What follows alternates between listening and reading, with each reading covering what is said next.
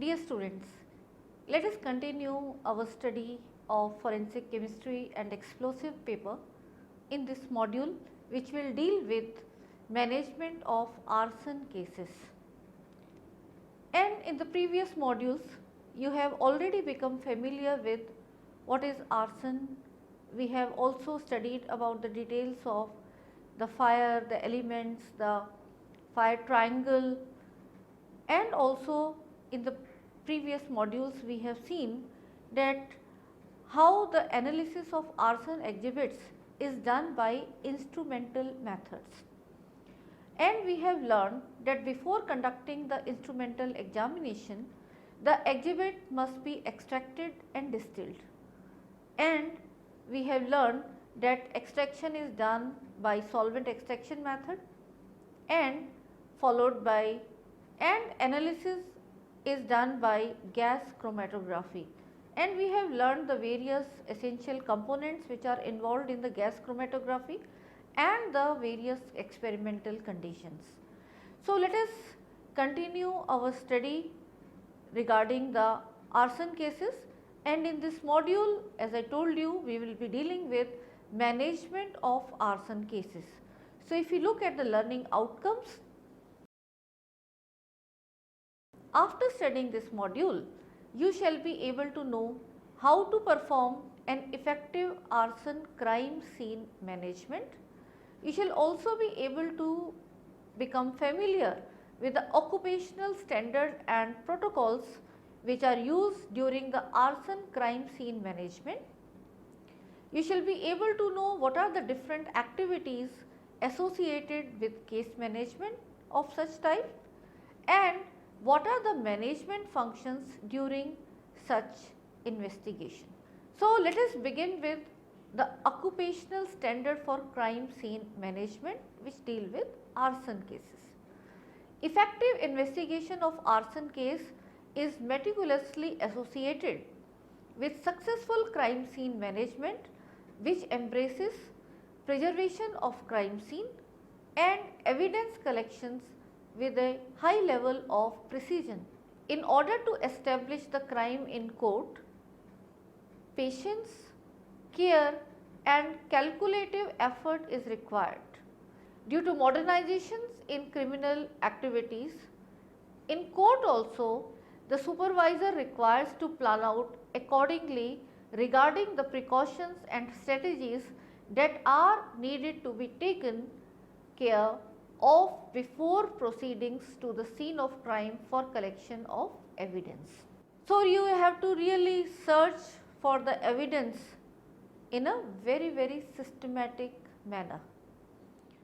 In year 1999, Forensic Science Services of United Kingdom on behalf of ENFSI, that is European Network of Forensic Science Institutes, the Scene of Crime Working Group established a project to develop standards of performance for crime scene management together with an associated assessment protocol. And under this project, a standard procedure for management of crime scene was developed which can be utilized in any kind of crime management. This includes investigation from initial call to the ending of recovery of all information and evidence.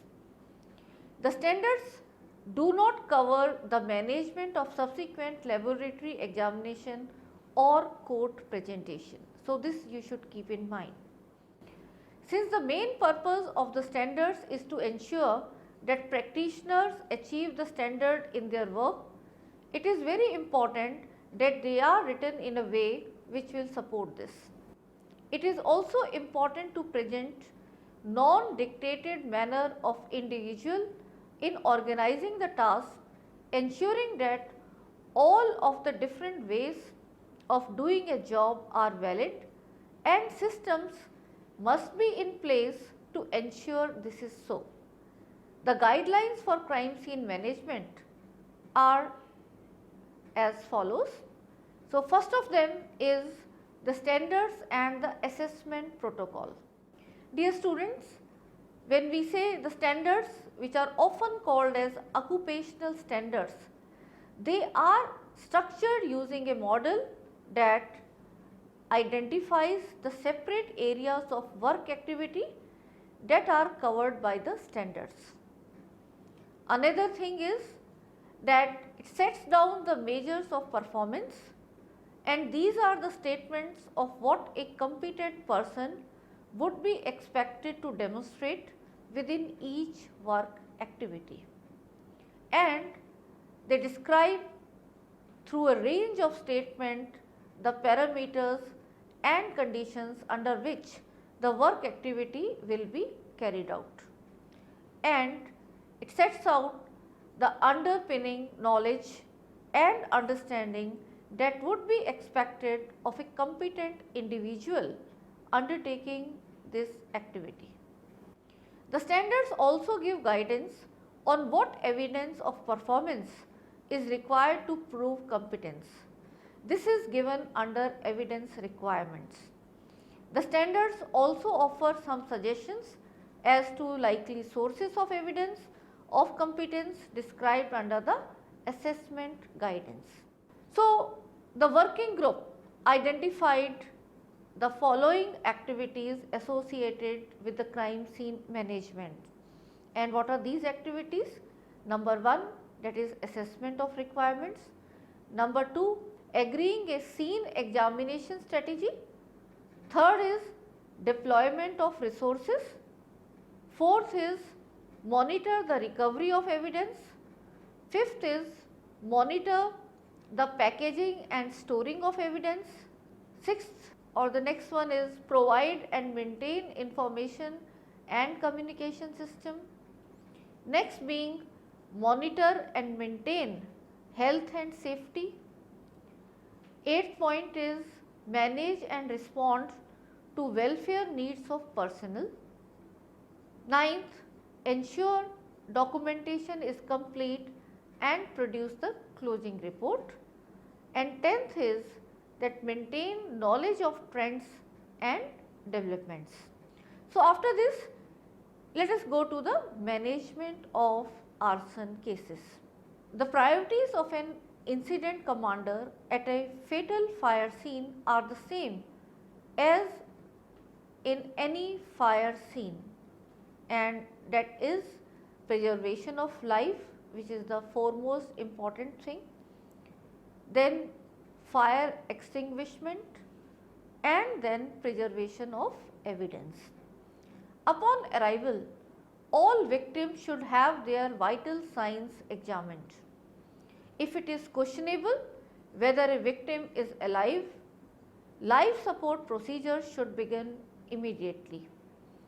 Firefighters charged with caring for victims should remember the victim's location, position, and appearance.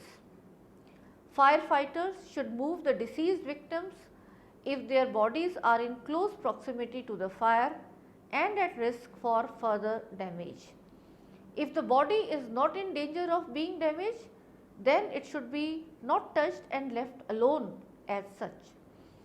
After the fire has been extinguished, the incident commander should focus his or her attention to securing the fire scene. The buildings and the surrounding areas should be sealed off until the investigation team arrives.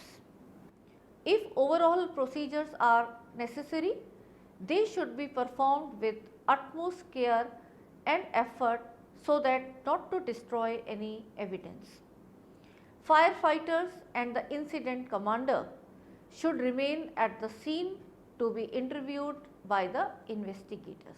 Management of a crime scene is the process of ensuring the orderly, accurate and effective collection and subsequent preservation of physical evidence so that the evidence can be used to take the legal action. Further, scientific analysis of evidence may become the responsibility of the forensic laboratory, and as a forensic scientist you must know all of these processes. According to McCartney, forensic science can be considered broadly as the application of natural and physical sciences to the resolution of legal conflicts. So, keeping in this mind, you have to collect the evidence, you have to preserve them and further investigate so that the legal conflicts do not arise and they can be resolved. Now, let us try to know what is meant by synopsis of fire behavior. The idea here is to provide knowledge of combustible materials and the physiochemical properties like melting point and the conditions which will have on the fire behavior to be noted down. Study of stages of fire and examining the different stages of fire, followed by how can deliberate the fire indicators, that how this will help the investigator and at last the cause of the fire. So, all this will be a part of synopsis of fire behavior. Next thing is investigation management. Now, let us try to understand what we mean by this term. Investigation management deals with the role of different investigators and their effect on investigation by you. It includes proper scene security, assistance of an orderly and scientific investigation, along with proper documentation for examination that you will be doing. Coming to another important parameter, which is the fire scene diagramming, and as the name depicts, the instructional area will assure the document's importance with the help of diagrams. So, in these diagrams you can mention that where was the origin of fire, where were some victims, if they died, where were they located. So, it is the diagramming of the entire fire scene, and along with fire scene what are the nearby location, all that can be put up in this diagram.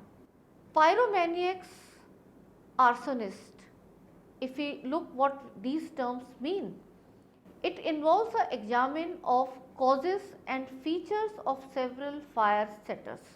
Coordination with insurance companies is another important parameter. Investigators look for important information and it requires coordination with number of insurance companies. The shared information and benefits of working together is very important and all this needs to be recorded. Then we have report writing or case management. Today in investigation, a proper document and written report is very important. Also, the use of scientific method is very important part. In this section, writing of proper report comes along with the courtroom challenges. A well written, well documented report with all of the facts from the case being included in a proper order with all the details of investigation will stand the test of time in court if it is properly presented and properly done. Instructions on writing a good to the point report, also the use of the forms which are available should be known to you. Every aspect of your investigation and if properly filled out in an accurate and complete manner will stand up in any court and will show the opposition that you have done a very complete and professional job of putting together your case for presentation, and obviously it will give you success in that case. But yes, all that has to be done in a very honest scientific manner, that what was the actual thing, and the same should be reported in a very crisp to the point format. Coming to the term courtroom testimony. Your case can be won or lost in just one question in a courtroom setting. Learn to be prepared before you go to the court. We will cover some trick questions you will encounter and how to better prepare yourself before going to the courthouse. So, that all will be covered in the courtroom testimony. Coming to the research and development, abbreviated as R&D. It is also a part of crime management to create R&D wing for case analysis and trend analysis. Some cardinal rules to be maintained during the arson crime scene investigation or management, they are discussed as follows. A systematic performance should be done by investigators in collecting evidence, and this starts with beginning of survey of crime scene and also determining the sequence of evidence collection. And note that proper equipment should be used for collecting evidence. Equipment in contact with evidence should be disinfected. And if you look at what are the equipments which may be used in the evidence collection process, they are latex gloves or nitrile gloves, forceps, tweezers, scalpels, swabs, paper bags, plastic bags, cardboard boxes, wrapping paper, hand tools and thermometer. Evidence given back to the investigating agency must be in an appropriate container and labeled as per laboratory protocols. Maintain a proper documentation as a chain of custody. It is a tracking document from which the evidence is collected. It is established initially if an investigator takes custody of evidence at the site of crime, or when evidence is received from an officer or investigator at or from the crime scene. Now, moving to the arson investigation in more detail. An arson investigation begins with an understanding of the fire itself, that is the physics of fire. The arson investigator will begin by questioning the firefighters on the scene as well as witness. When materials burn, they generate particular colored flames and smoke. So, for example, you are aware that wood burns and produces a yellow color flame or a red color flame with grey or brown smoke. On the other hand, gasoline or other hydrocarbons, they will produce a more white flame with black smoke. But observing black smoke is not always a sure indicator that the fire was intentionally set. The structure may have had hydrocarbons stored there like gasoline, kerosene, oil based paint, acetone, point thinners. So, it is very important that you try to see the entire scene, that is what are present there and what may have been additionally brought for the intentional setting of fire.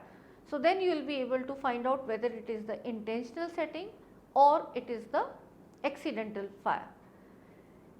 And did anyone notice any peculiar odors that might indicate that an accelerant was used?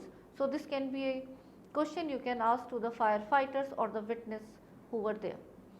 An accelerant, you know, is any substance that speeds the burning and spreading process of a fire. Accelerants include materials like hydrocarbons like gasoline, kerosene, etc., or they can be papers, plastics or other materials which can cause a fire to spread more quickly or burn more fiercely than it would have done otherwise. Another point to clarify is to determine if any doors or windows were left open. It is also important to determine whether any windows were covered to prevent the early stages of the blaze seen from the outside of that venue. For a fire to begin and sustain itself, three factors you are already aware, which is known as the triangle of fire, must be met. The triangle of fire, as you are aware, consists of oxygen, a fuel source and heat. The normal air present in most structures is sufficient to permit combustion. An arsonist may help this situation along by opening doors and windows. So, this is how there will be more air present, and obviously it will be helping in the fire. When we talk about the fuel source may be simply the surrounding flammable materials, whatever are already present like paper, furniture, wooden structures, but the fuel source could also be the materials which have been brought or made available by the arsonist. And finally, the third element is the heat source. Defective wiring is often cited as a probable cause of a fire which will be accidental, and since it may serve as a heat or ignition source, or it can also be the heat source which has been used deliberately, like with matchstick it has been found. So, all these three elements, as you know, are the triangle of fire, that is oxygen, a fuel source and heat.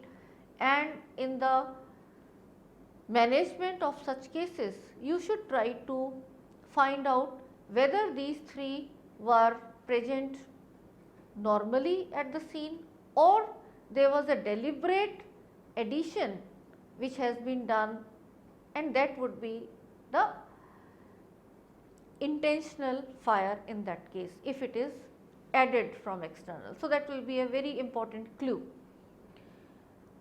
Once the fire has been completely extinguished and it is safe to enter the structure, the investigator will attempt to locate the low point or the point of origin of fire. This is accomplished by examining the burn patterns. The charring of wooden surfaces can give us clue as to how intense the fire was, as wood requires time to get charred. So, if you find there is sufficient charring of wood which has taken place, then obviously the fire has been there for a longer time. Intense heat causes deep charring or alligatoring, but this does not necessarily indicate that acetylants were used at a specific location. So, this example of alligatoring you can see here, that is, it is the intense or very deep charring as shown in this visual. We tend to think of a wooden beam, floor joist, door frame, etc. as actually burning. But if you look at the science of fire, it tells us when wood is heated to high temperature over a period of time, it undergoes pyrolysis. In other words, the wood will give off flammable gases that does the actual burning, and the intense heat causes the charring of wood. So, it is the flammable gases which catch fire more rapidly, and then in turn this fire is causing the charring of the wood. In simple terms, fire is the visual expression of rapid oxidation. The principal byproducts of this oxidation are carbon monoxide and carbon dioxide. This again we have dealt in earlier module in detail. The investigation generally begins with a walkthrough of the structure. What one would expect to be present in a dwelling are items of furniture, appliances, TVs, computer, bed, bedding, clothing, etc. And obviously it may vary from scene to scene depending upon whether it is a residential place or it is a commercial place and so on. So, if an office setting or retail store, one will expect to find other items like office furniture, file cabinets, computers, and while a retail establishment will have stocked shelves. If expected items are missing, arson may have caused the blaze just to hide that yes, in the robbery one may have taken them and put the scene on fire. During the initial search, the investigator must look for heat sources. The source could be electrical, chemical or intentional. Multiple hotspots are a dead giveaway, since this would be a rare occurrence without the aid of accelerants. Fire scene investigation is a very complex process. The first goal of the investigator is to rule out that the fire was accidental in nature. So, this should be very sure of that the scene you are investigating, it is not the accidental fire. When all the explainable sources are eliminated, then it is necessary to consider the fire as suspicious in nature and then look for human influences and actions that may have played a role in causing that fire. Now, coming to the arson motives. The possible arson motivations and arsonist type, they include insurance fraud, revenge, sensation, crime concealment, vandalism or thrill seeking, pyromania, heroic or vanity cause, and juvenile fire setting. Coming to insurance fraud or profit motivated arson involves an individual who sets fires to gain monetary benefit from insurance fraud. These arsons normally have a high level of fire damage and are rarely a personal attack. An insurance motivated fire is normally well planned. So, this you have to keep in mind. For example, inventory and other important items within the business may be removed before the fire is set, and then the losses will be claimed on the non-existent, not very important inventory. Coming to the another motive, revenge.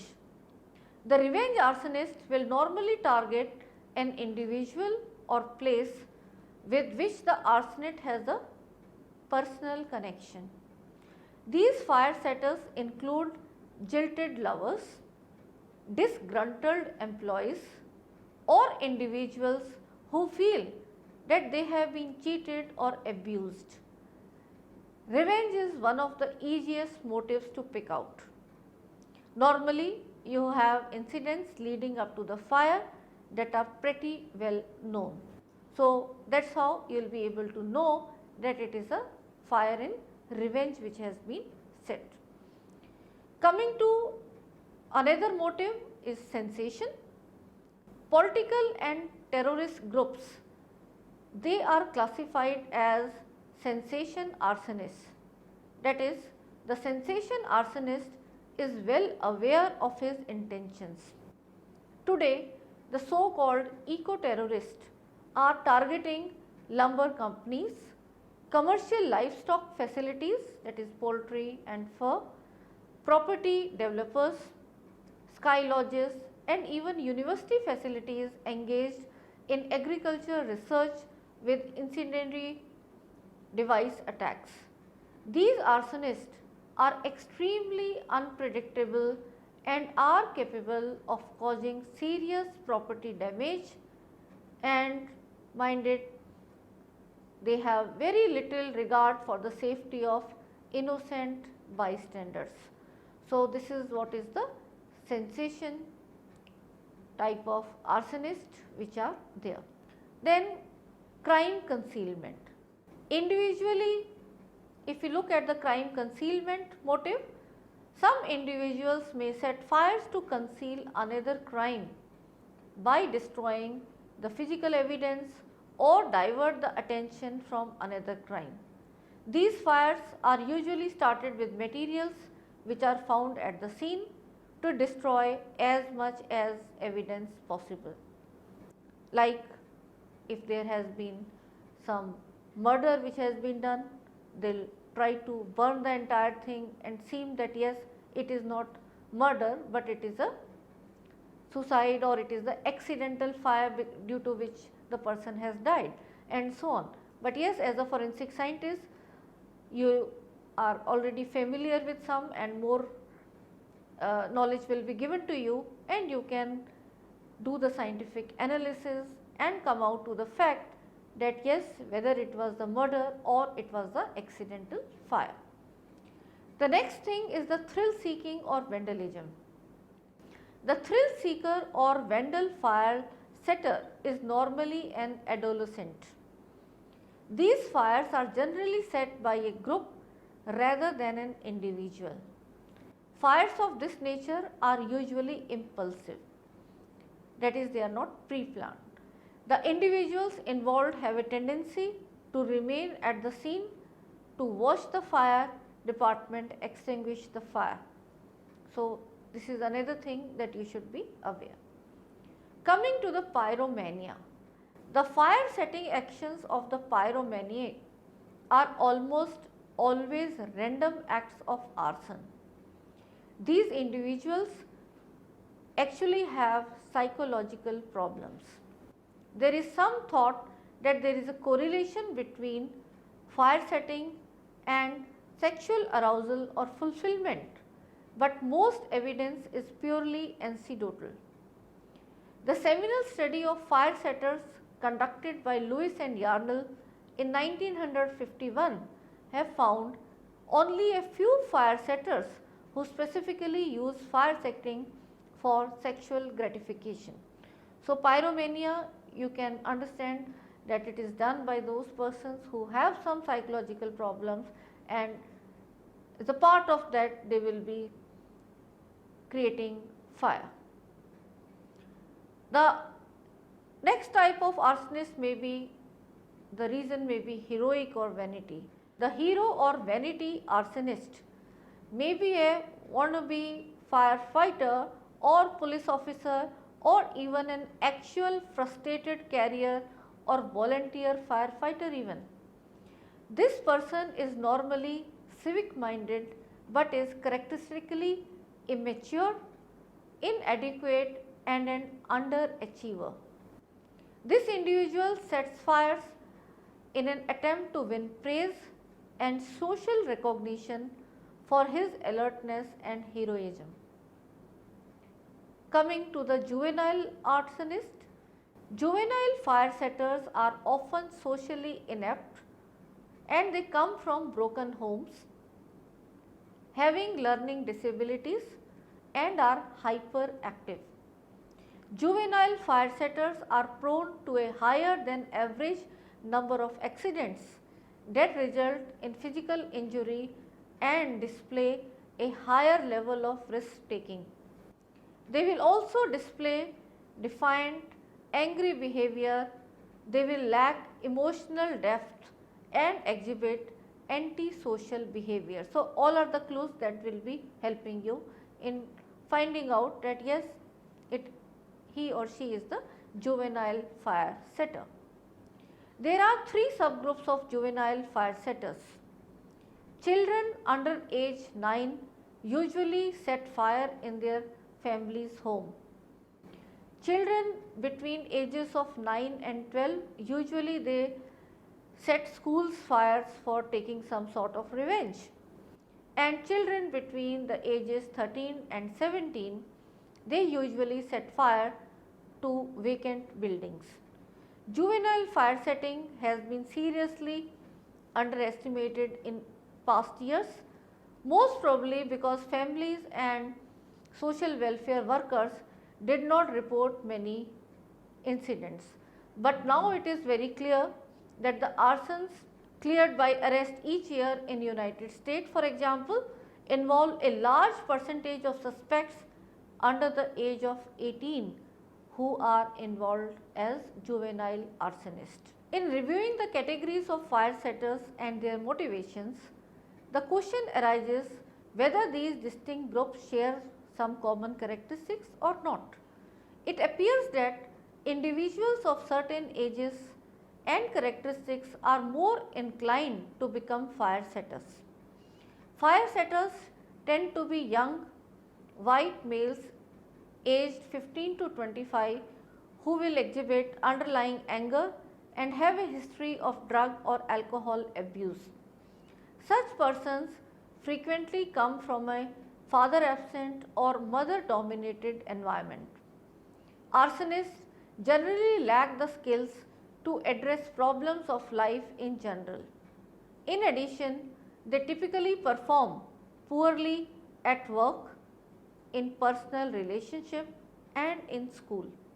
However, they appear to be proficient in their fire setting skills.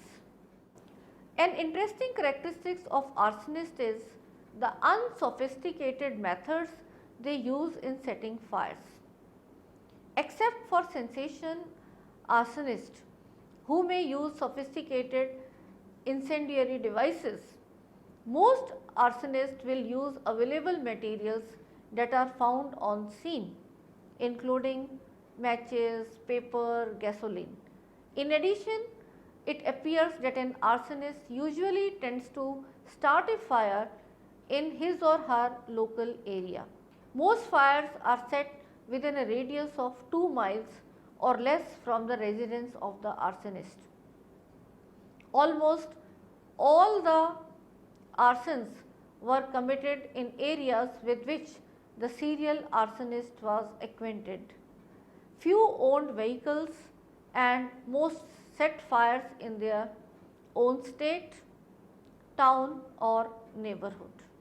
So, dear students, if we summarize what we have learnt in this module, we have learned that management helps a lot in suitable proceeding of crime scene investigation or management in all cases, but in this module we have focused on the arson cases. It is based on standard manual and protocols. There is a need to define the role of every concerned person engaged in crime scene investigation. It provides a systematic approach for investigation, and there is a need to define the responsibility of the investigating officer or the administrator during the arson case management. If we go about the arson investigation, arson investigators, they face considerable problems while investigating a fire scene, and unlike the majority of crime scenes frequently encountered by criminal investigators, a fire scene offers a completely different set of problems. Physical evidence generated by the perpetrator of crimes of homicide, robbery, rape and burglary is altogether different from what may be expected at a fire scene. So, it becomes very important that all these information you have to always keep in mind while dealing with a fire scene.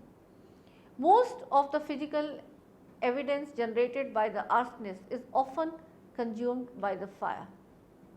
We also studied that what are the different type of arson motives, that is a range of motives which have been assigned while setting a fire, like insurance fraud, revenge, sensation, crime concealment, vandalism or thrill seeking, pyromania, heroic and juvenile fire setting, and we have gone through detail of all these. So, dear students, I think with the earlier and this module you are now clear about the various elements of fire, what are the effects of fire in arson cases, how to do the fire scene investigation, and will continue the study of forensic chemistry and explosive in further modules. Thank you.